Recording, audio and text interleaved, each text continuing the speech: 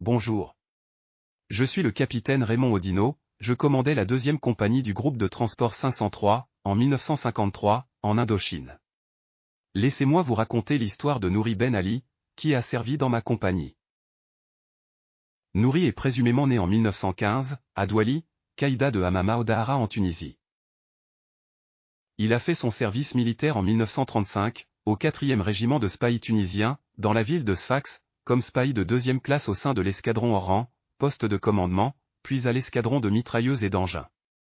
Il est muté à la 6e compagnie, puis à la 7e compagnie en 1937 et il participe au déplacement des unités du régiment dans le sud tunisien dans la région de Zarzis Ben Garden.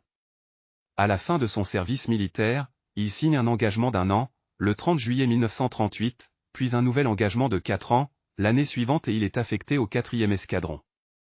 Le 4e RTS revient dans la ville de Sfax fin octobre 1940.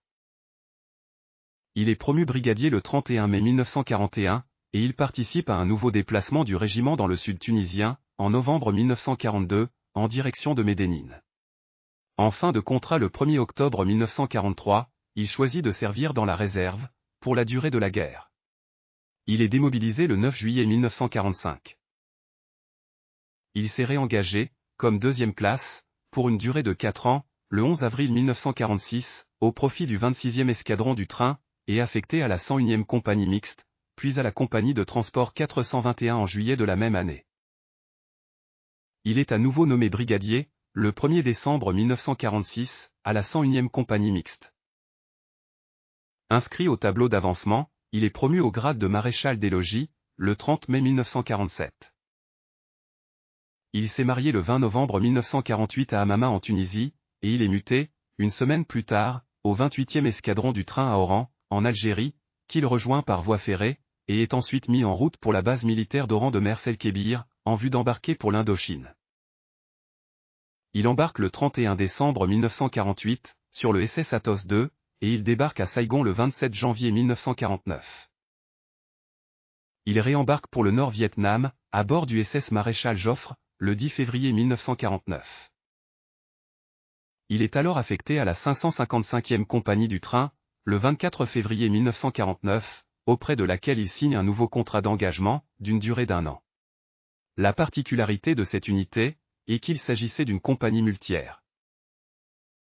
Il est désigné, pour rejoindre la base militaire de transit de la ville d'Haiphong, en vue d'embarquer sur le SS Pasteur le 20 novembre 1950, à destination de la France, où il débarque à Marseille le 8 décembre.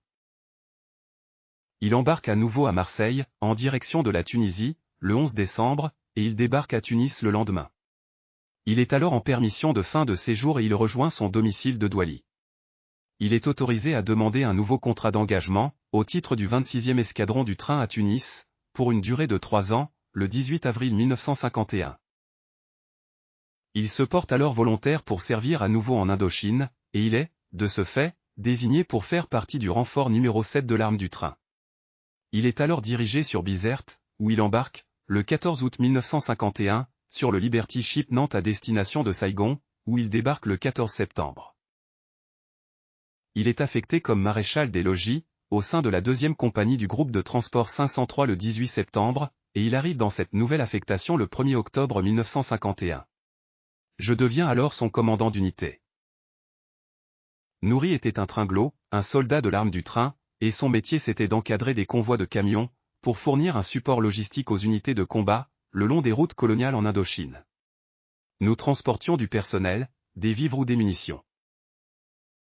Il est décédé à l'hôpital militaire lieutenant Cerisier de la ville de Hue, province de Thu Thien, Annam, en Indochine, le 30 juillet 1953 à l'âge de 38 ans des suites d'un accident de service.